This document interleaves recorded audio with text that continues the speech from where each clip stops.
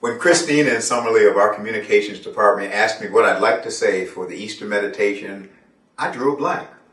I just literally drew a blank. And then they looked at me and said, just tell us what Easter means to you. And I was immediately able to say, because God raised Jesus from the dead, I believe that in the end love wins.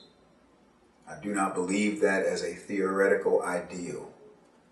I believe it as an article of faith, a matter of trust, and the foundation for a life.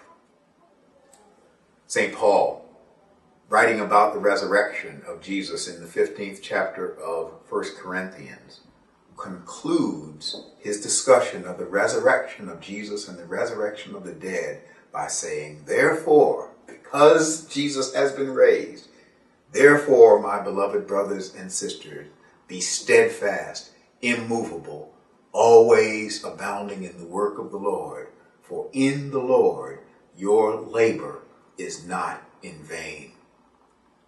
Being a person of love is not a vain endeavor, because in the end love wins.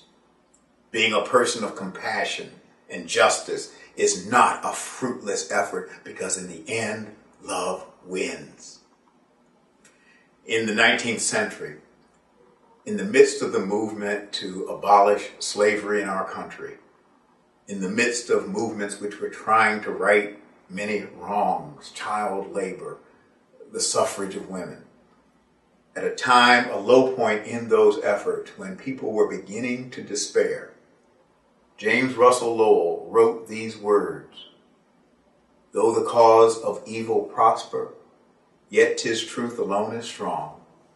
Though her portion be a scaffold and upon the throne be wrong, yet that scaffold it sways the future, and behind the dim unknown standeth God within the shadow, keeping watch above his own.